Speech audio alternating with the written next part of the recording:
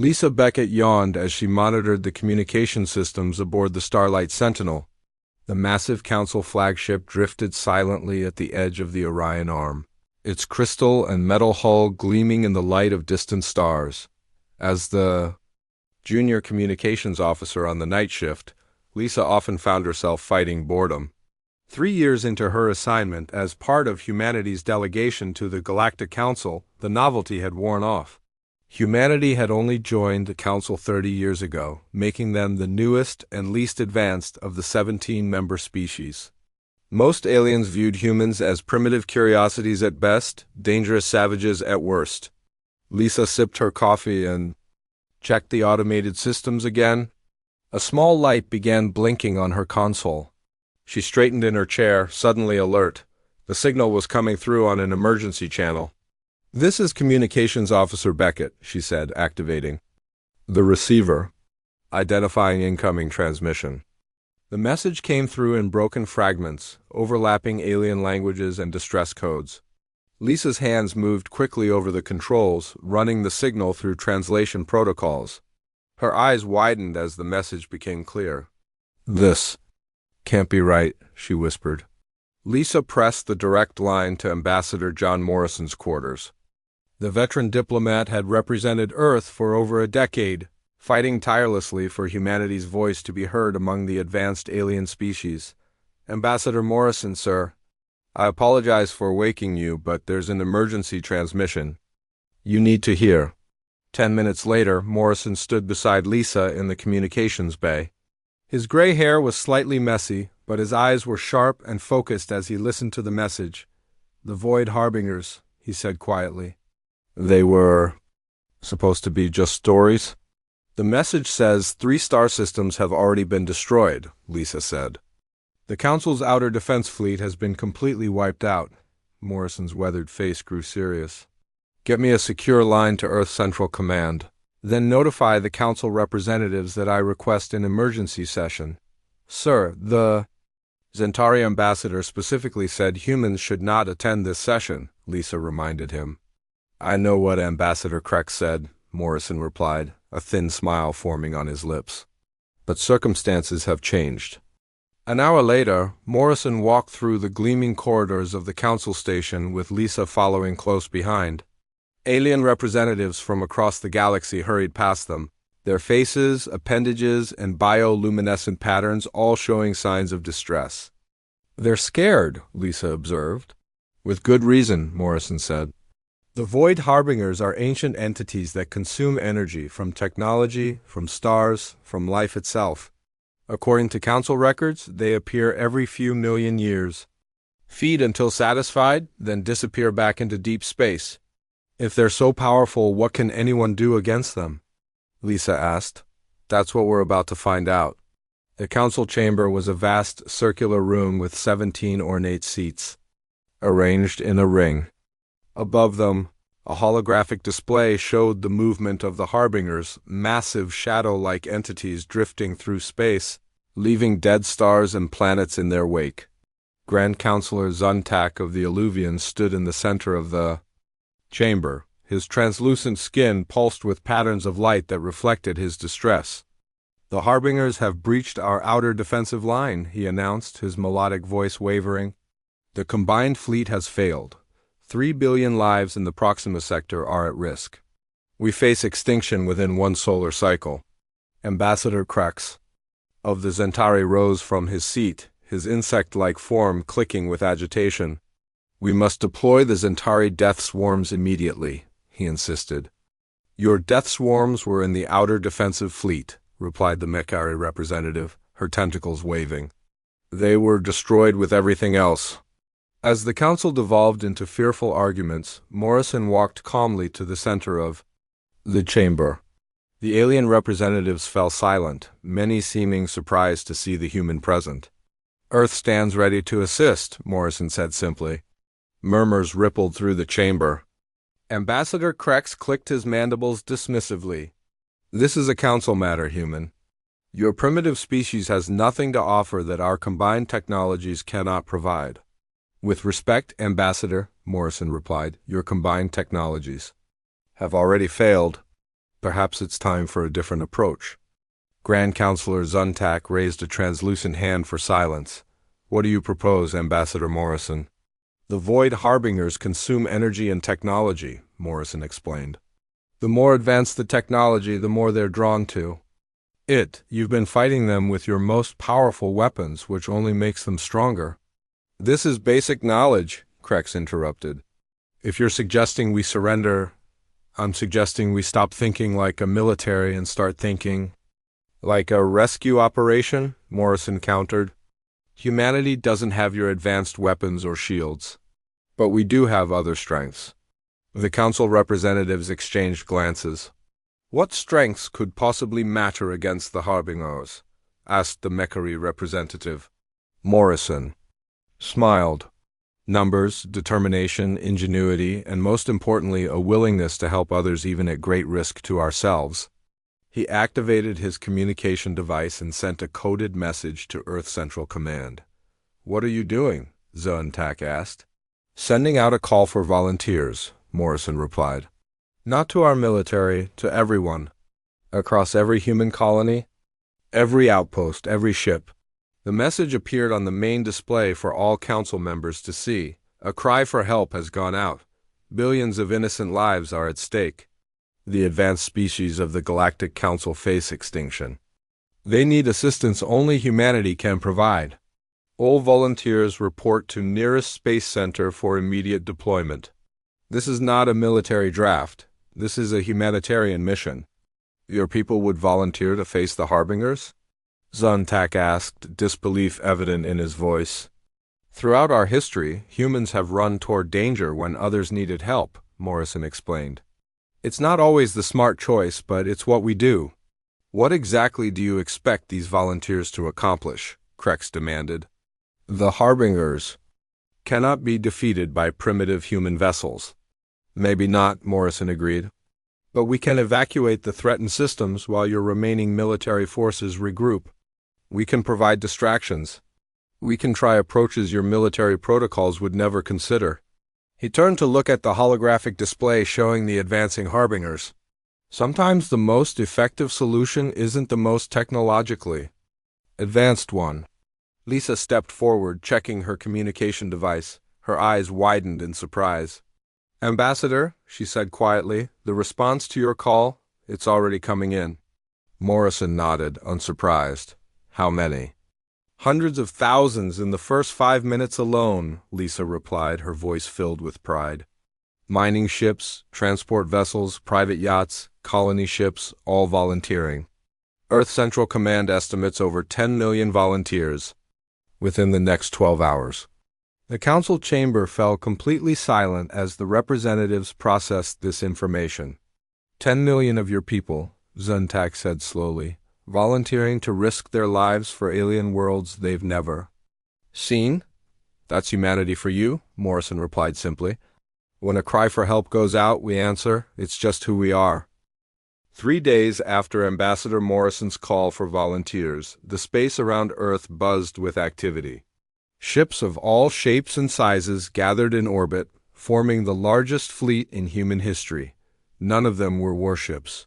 They were mining vessels, colony ships, science explorers, cargo haulers, and even private yachts, all volunteering for a mission that might be one way. Admiral Kate Winters stood on the bridge of the Defiance, an exploration vessel quickly converted to serve as the command ship. Her weathered face remained calm as reports poured in from across human space. Admiral, we've got the final count from Earth orbit, said Ben Miller, her communications officer. 2,812 vessels, carrying just over 1 million volunteers. Kate nodded. And the other rally points? Luna base reports 1,000 vessels. Mars 650. The outer colonies are still sending in their numbers, but conservative estimate puts us at 11 million volunteers total. The Zentari observer, Commander Vrex, stood nearby, his insect-like body perfectly still except for the occasional twitch of his antennae. He had been sent by the Council to assess the human response. These are civilians? He asked his translator, struggling to convey his disbelief. Not military personnel? Some military, Kate replied. Mostly everyday people. Teachers, miners, doctors, engineers. People who heard others needed help and chose to answer. They cannot possibly understand what they face, Rex insisted. The Harbingers will annihilate them. Kate looked at him steadily. Perhaps, but that's never stopped us before. Across the fleet, final preparations were underway. On a repurposed colony ship named New Horizon, Alan Foster checked his emergency gear. The geology professor from Mars University had signed up immediately when the call went out. Next to him, Susan Brooks, a hydroponics engineer, adjusted her utility belt. They had never met before boarding, but now prepared side by side. Ever fought space monsters before, Professor? She asked with a nervous smile. Can't say that I have, Alan replied. But my sister's family is in the Proxima colonies. Had to come, Susan nodded. My reasons aren't nearly as personal. Just seemed like the right thing to do. Throughout the massive vessel, similar conversations played out. Ordinary humans preparing to face the unimaginable. They all knew the risks. The briefing videos had been clear. The Void Harbingers had already destroyed 3 star systems, and the Council's most advanced weapons had failed against them. The ship's intercom crackled to life. This is Captain Ryan. We depart in 30 minutes. Final systems check underway. All volunteers to your assigned stations. Alan and Susan joined the flow of people moving through the corridors. Their station was Evacuation Team 7, assigned to help coordinate the removal of civilians from threatened worlds. You know what I don't understand? Susan said as they walked. Why us? The Council has 17 advanced species with better technology than ours. Why do they need humans? From what I gather, Alan replied, the other Council races are more ... specialized. They're excellent at what they do. But when their primary approach fails, they struggle to adapt. Humans are messy, but flexible. On the bridge of the Defiance, Admiral Winters received a direct communication from the Galactic Council. The holographic figure of Grand Counselor Zentak appeared before her, his translucent skin pulsing with light patterns. Admiral Winters, the Council has approved your fleet's entry into Proxima space, he said formally. However, I must ask, one final time, do your people truly understand what they face? The Harbingers have destroyed our most advanced defensive systems. Kate looked at the alien diplomat steadily. With respect, Counselor, maybe that's the problem. You've been fighting them with advanced technology, which is exactly what they feed on. We're going to try something different. And what might that be? Zentak asked. Being human, Kate replied simply. The human fleet departed Earth space in waves, using standard jump gates to reach distant rally points.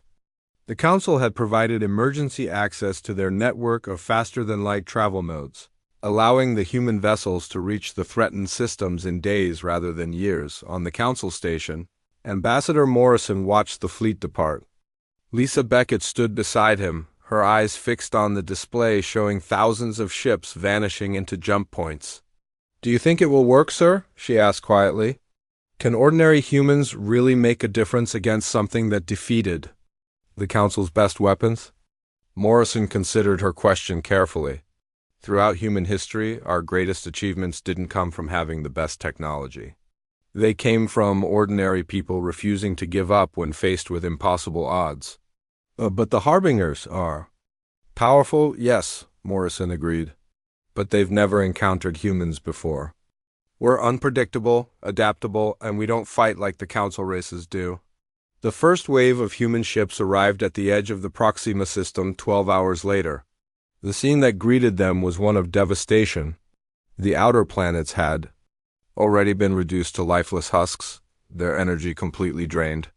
The Harbingers themselves were visible on sensors, massive, shadow-like entities that seemed to bend light around them as they moved toward the inhabited inner planets. Admiral Winters immediately established contact with the local Illuvian authorities on Proxima 4, the most populated world in the system. This is Admiral Winters of the Human Volunteer Fleet. We're here to assist with evacuation and defense. The Illuvian governor's image appeared, his translucent form flickering with stress patterns. Admiral, we have 3 billion citizens across 4 worlds. Our evacuation ships can only transport a small fraction. That's why we're here, Kate replied. Our fleet consists mostly of transport vessels. We can evacuate millions, but we need time. She turned to her tactical officer. What's the status of the Harbingers? Moving toward the inner system, ma'am. At current speed, they'll reach Proxima 4 in approximately 36 hours. Kate nodded and activated the fleet-wide communication channel. All ships, this is Admiral Winters. You've all been assigned to one of 3 groups: Evacuation Force, Diversion Force or Research Team. Proceed to your designated coordinates and await further instructions. She looked at the tactical display showing the massive shadow entities moving inexorably toward the populated worlds. Diversion Force, your job is to buy time for the evacuations. Use unconventional tactics the Harbingers are used to facing. Organize military responses. Research Team, analyze all data we can gather on the entities. Find a weakness. Evacuation Force, coordinate with local authorities to get as many people off those planets as possible. Across the fleet, humans prepared to face the unimaginable. Not with superior technology or weapons, but with determination, creativity, and the simple human drive to help others in need. As the first evacuation ships descended toward Proxima 4, the Diversion Force moved toward the approaching Harbingers. The battle for the Proxima system had begun. The Void Harbingers moved through space like living shadows. They absorbed all light and energy around them, leaving only cold emptiness behind. 3 star systems had already fallen to them. Now they approached the Proxima system, where billions of lives were at stake. Dr. Eric Daniels stood on the bridge of the science vessel Curiosity, watching the massive shadow entities on the main screen. His gray hair stuck out in all directions, and his glasses sat crooked on his nose. As a quantum physicist from Earth, he led the research team tasked with finding the Harbinger's weakness. They're beautiful in a terrifying way, said Olivia. Patel, a theoretical physicist, standing beside him. Like living black holes, Eric nodded. The council races have been fighting them all wrong. Look at this data from their previous encounters. He pointed to the screens showing battle records from the council's failed attempts to stop the Harbingers. The advanced alien weapons, energy beams, quantum disruptors, gravity weapons had all been absorbed by the shadowy entities. They're not just absorbing the attacks, Olivia realized, studying the readings. They're converting the energy. Getting stronger with each hit. Exactly, Eric exclaimed. The more powerful the weapon used against them, the stronger they become. That's why the Council's advanced technology failed. While the research team worked, the Diversion Force engaged the Harbingers directly. Instead of using powerful energy weapons, the human ships relied on unpredictable movements and unconventional tactics. Nicole Warren piloted her small mining shuttle in a tight spiral around one of the massive entities. Her ship was tiny compared to the shadow creature, like a mosquito buzzing around an elephant. Sierra team, maintain formation, she called over the comm system. Draw them away from the colony world. Hundreds of similar small craft swarmed around the Harbingers. They fired minimal energy weapons, just enough to get the entity's attention without providing much energy to feed on. The Harbingers seemed confused by the tactics, unused to facing such small, scattered targets. On Proxima IV, the evacuation was underway.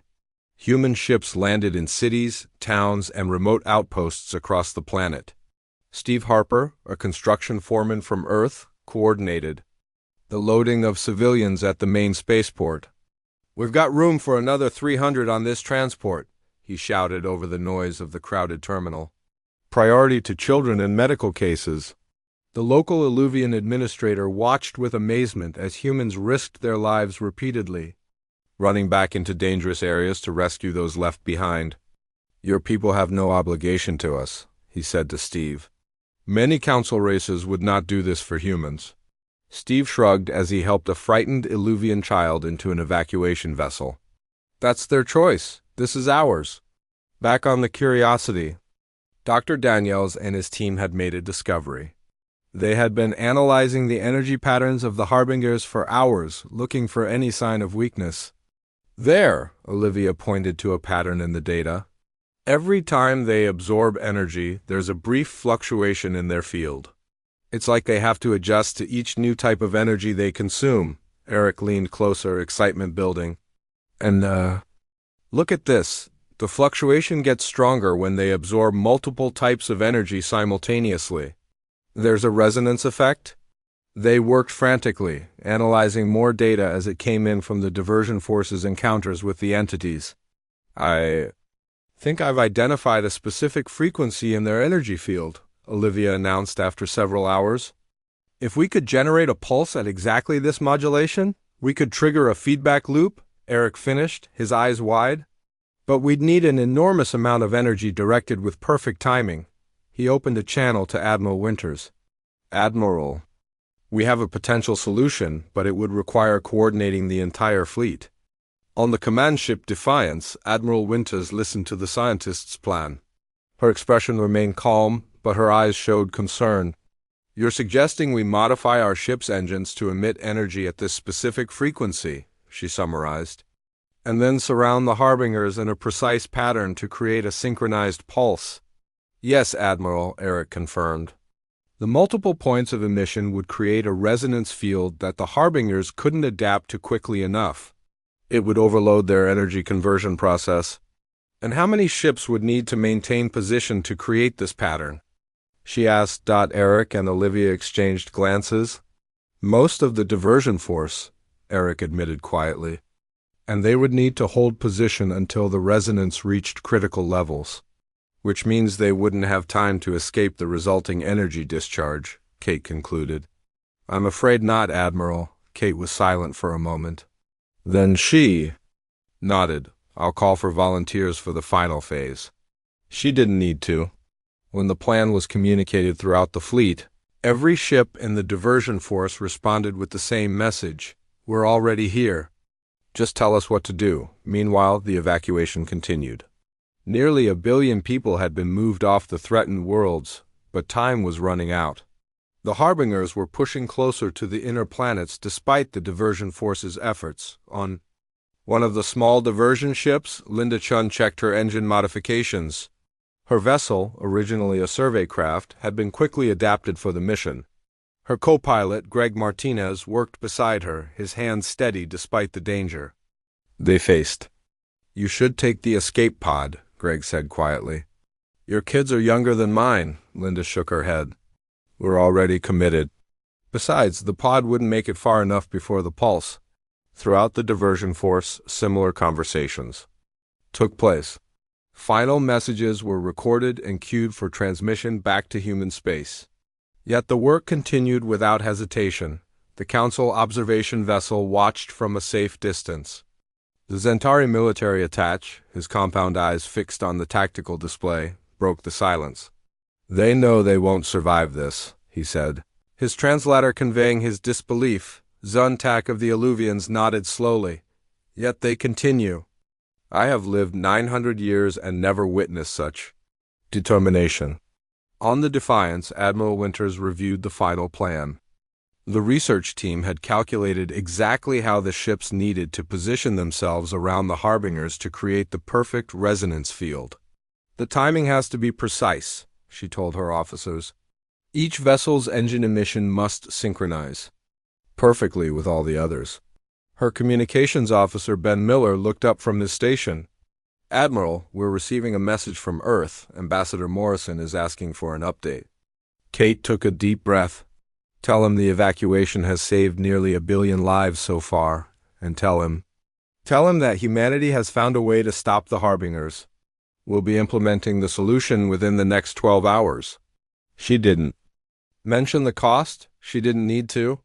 Morrison would understand.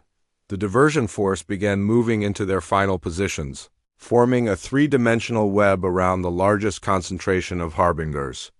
The dark entities seemed to sense something was different, their movements becoming more erratic as they tried to absorb the nearest vessel's dot as the trap was prepared.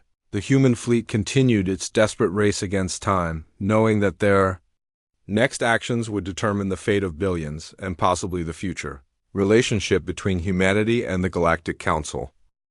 The human fleet moved into its final formation around the Void Harbingers. Thousands of ships arranged themselves in a complex three-dimensional pattern based on Dr. Daniel's calculations. Each vessel had modified its engines to emit energy at the exact resonance frequency that might disrupt the shadowy entities. Admiral Kate Winters stood on the bridge of the Defiance, watching as the last ships took their positions. The plan was both simple and incredibly complex.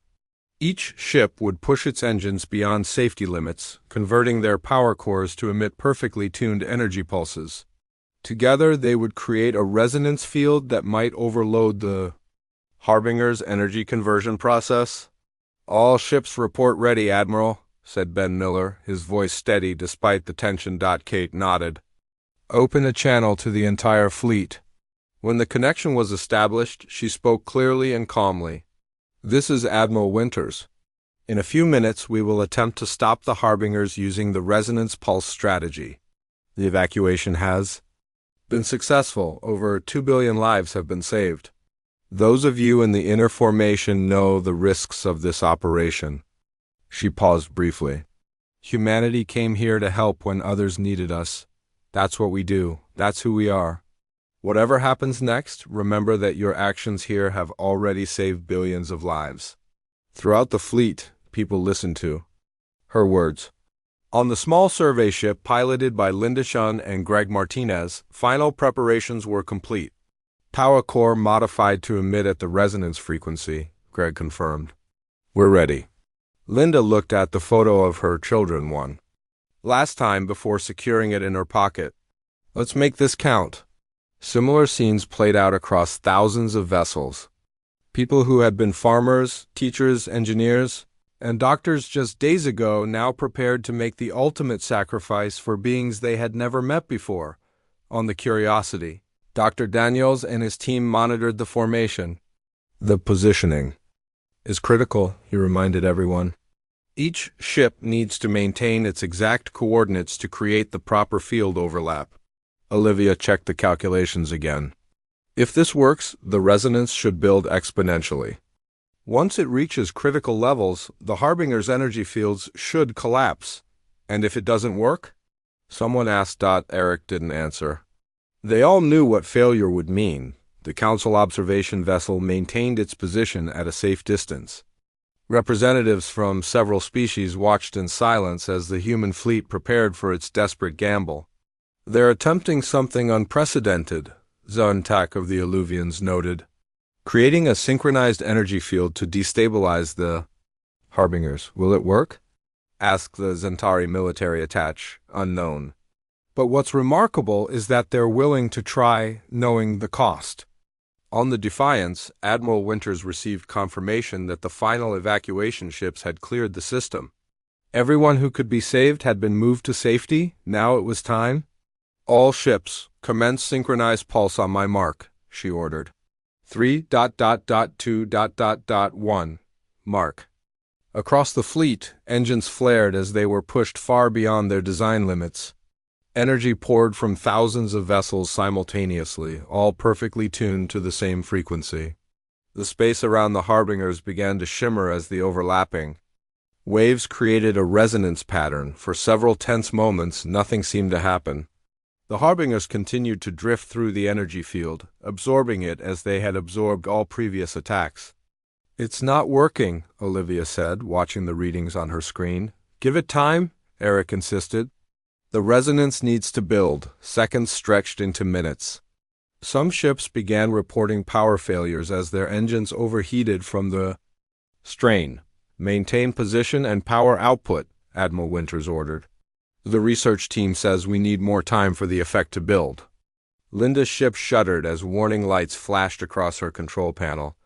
"Engine temperature critical," Greg reported. "We can't maintain this output much longer." "We have to," Linda replied, manually overriding the safety protocols. "Just a little longer." Then, almost imperceptibly at first, the nearest Harbinger began to vibrate. Its dark form distorted slightly as the resonance field finally began to affect it. "It's working," Eric shouted, pointing to his readings. "The resonance is disrupting their energy conversion process." The effect spread to the other harbingers. Their shadowy forms wavered more violently as the feedback loop grew stronger. The human ships continued pouring energy into the field despite their failing systems. "All ships, maximum output," Admiral Winters commanded. "We're breaking through." The first harbinger's form suddenly contracted, then expanded rapidly. It imploded with a silent flash that sent a shockwave through nearby space, destroying dozens of human vessels instantly. "The resonance cascade has started," Olivia reported, her voice shaking. "Once one harbinger destabilizes, it should trigger the others if we can maintain the field." On the Defiance, systems began to fail as the ship poured all its power into the resonance field. Smoke filled the bridge, but Admiral Winters remained at her post. "Maintain the pulse," she ordered. "We're making progress." The chain reaction spread as more harbingers destabilized. Each implosion released enormous energy that further disrupted the remaining entities. The human ships closest to the implosions were destroyed instantly, but the survivors continued to maintain the resonance field. Linda's ship lost power to its main engines. Emergency systems barely kept life support functioning. "We can't maintain position," she told Greg as their ship began to drift. "Controls are gone," Greg nodded, remarkably calm. "We did our part, look." Through their viewport they could see the harbingers collapsing one after another, their dark forms disintegrating in flashes of light. The resonance field had worked. The entities couldn't adapt quickly enough to the synchronized energy pulse attacking them from thousands of points. Simultaneously, the final moments were recorded by the Council observation vessel from its safe distance. The overlapping energy fields reached critical resonance, creating a blinding flash that momentarily outshone the local star. When the light faded, the harbingers were gone, and so was most of the human fleet. Admiral Winters' Defiance had been at the edge of the formation, allowing it to survive the final shockwave, though heavily damaged. Emergency power kept basic systems running as Kate pulled herself up from the floor where the blast had thrown her. "Status report," she called out, helping an injured crew member back to his station. "Communications are down," Ben Miller reported, blood trickling from a cut on his forehead. "We're running on emergency power only. The harbingers?" "Gone, Admiral. All readings confirm they've been destroyed." Kate moved to the damaged view screen, which showed the aftermath of their desperate gamble, where thousands of human ships had been. Now only scattered debris remained. The few surviving vessels were damaged beyond repair, drifting powerless in space. "Begin rescue operations," she ordered. "Use all remaining shuttles to collect survivors." As the enormity of what they had accomplished and what it had cost began to sink in, a message came through on an emergency channel. It was from the Council observation vessel. "Admiral Winters," came Zontak's voice, filled with something Kate had never heard from an Illuvian before, respect tinged with awe. "The Galactic Council extends its deepest gratitude. What your people have done here today, are no words." Kate looked around at her damaged bridge, thinking of all the ships and lives lost. "Just tell the Council one thing," she replied. Quietly. "Tell them this is how humanity answers when someone calls for help." 3 months after the Battle of Proxima, a solemn ceremony took place at the Galactic Council headquarters. Representatives from all 17 member species gathered in the Grand Chamber. The normally austere room had been transformed. Along its circular walls, thousands of lights glowed softly, each representing a human ship lost in the battle. Ambassador John Morrison stood tall as he entered the chamber. Though his face showed the weight of recent events, his steps were steady. Lisa Beckett walked beside him, now promoted to Senior Communications Officer after her role in the crisis. Grand Counselor Zuthak of the Illuvians greeted them at the center of the chamber. His translucent skin glowed with formal patterns of respect, a display usually reserved only for the oldest council races. "Ambassador Morrison, today we honor the sacrifice of your people," Zuntak said, his melodic voice carrying throughout the silent chamber. The Council has existed for 12,000 years. In that time, we have encountered many species and witnessed many acts of courage. But never have we seen a people so willing to sacrifice for others, especially others not of their kind. Morrison nodded slightly, his expression solemn.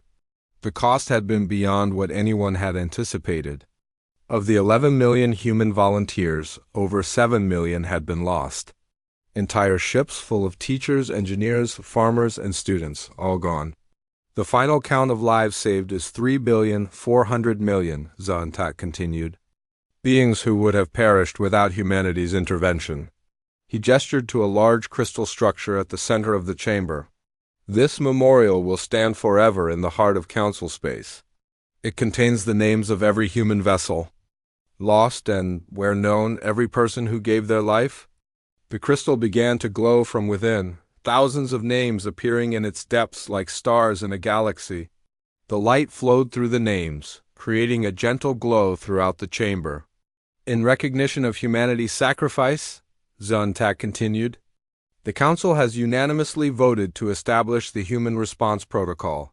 From this day forward, when any member world faces catastrophe, all Council races pledge to respond as humanity did, not just with technology or resources, but with direct intervention and personal risk if necessary. The measure was unprecedented in Council history. For thousands of years, the advanced species had maintained careful boundaries, offering technological solutions rather than direct involvement in crises.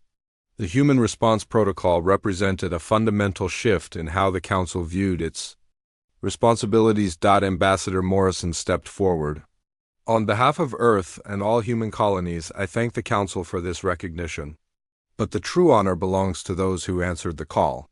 Ordinary people who chose to help when they heard others were in danger. After the ceremony, Morrison and Lisa walked through the station's observation deck. Through the massive windows, they could see ships from all 17 Council races gathered for the memorial. The Council has changed, Lisa observed. They treat us differently now, Morrison nodded. They didn't understand us before. They saw our technology and assumed we had nothing to offer. They didn't realize that humanity's strength has never been in our tools, but in our hearts. Back on Earth and throughout human colonies, memorial services were held simultaneously. Families mourned their lost ones while taking pride in what they had accomplished. In a small town in the American Midwest, Paul Richardson watched the broadcast with his remaining family. His wife, Anne, had been a nurse aboard one of the evacuation vessels. She had managed to save thousands of Alluvian children before her ship was caught in the final shockwave. Dad? His teenage son asked quietly. Do you think it was worth it? Paul was silent for a long moment. Your mother always said that being human meant answering when someone calls for help. Not because they're like you, or because you'll get something in return, but because you can help. He looked at the holographic display showing the memorial ceremony at the alien representatives standing in solemn respect for human sacrifice. The galaxy called for help, he said finally, and humanity answered. That's who we are.